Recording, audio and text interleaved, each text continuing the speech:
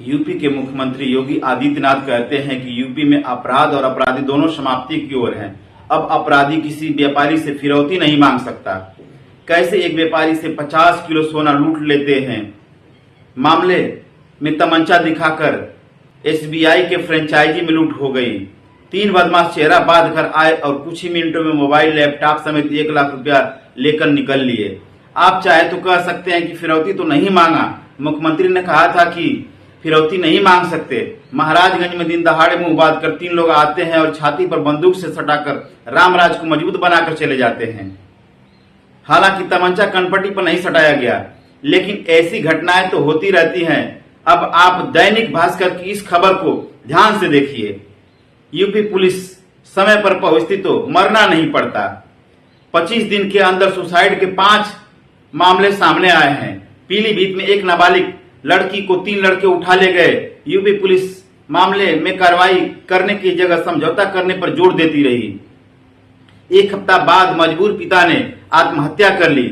एक बार उस पिता के स्थान पर अपने आप को रखकर जरा सोचिए, वो पिता किस कदर मजबूर हो गया होगा जिसकी बिटिया के साथ ऐसी दरिंदगी हुई है और कानून व्यवस्था को कायम रखने वाले लोग समझौता करने में लगे हुए हैं।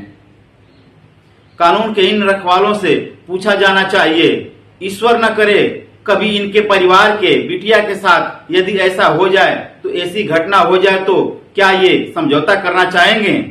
क्या इस देश में गरीबों, दलितों, किसानों की बेटियों का कोई इज्जत नहीं होती? क्या चंद रुपयों प्रशासन के दबाव में खरीदा या बेचा जा सकता है? इसी तरह जालौन में एक बिटिया के साथ रेप हुआ, वह प्रेग्नेंट हो गई। पीड़िता के मजदूर पिता केस दर्ज करवाने थाने जाते हैं तो यूपी पुलिस उल्टे उनके ऊपर ही केस लगाने की धमकी दे दी। रामराज की पुलिस बड़ी तगड़ी है। गलती करने वाले पर मुकदमा हो ना हो, कार्रवाई हो ना हो, पर शिकायतकर्ता के ऊपर मुकदमा ठोकने की धमकी पहले दे दी जाती है। अपनी बिटिया को न्याय न मिल पाने की स्थिति में इस मजबूर पिता ने अपनी जिंदगी को समाप्त कर लिया। 1 सप्ताह पहले ही यूपी के अमरोहा में एक किसान और लखनऊ के मलिहाबाद में एक युवक ने यूपी पुलिस की कार्रवाई से परेशान होकर अपनी सांसें रोक लेने का फैसला लिया।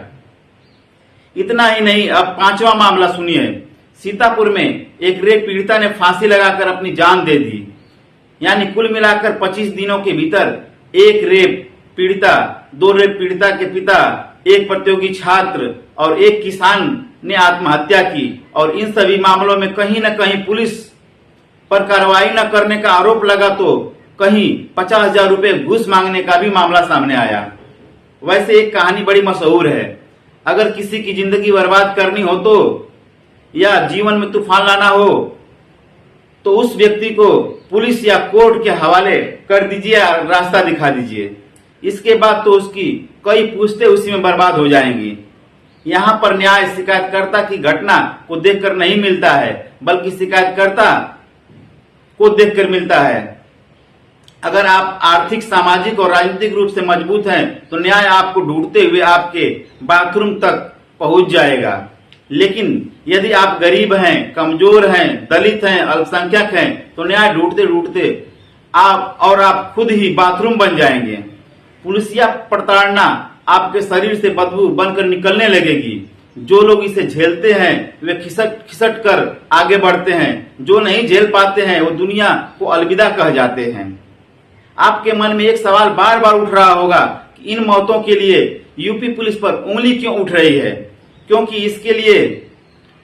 इसलिए कि मारने के लिए बहुत सारे तरीके होते हैं। जरूरी नहीं कि हर बार सीधे हमला करके मार दिया जाए। अक्सर ऐसी परिस्थिति बना दी जाती है कि व्यक्ति के सामने कोई रास्ता ही नहीं बचता। मगर उन पुलिस अधिकारियों के बारे में सोचकर तरस आता है जो रेप पीड़िताओं के परिवार वालों को थाने में गालियां देकर भगा देते हैं।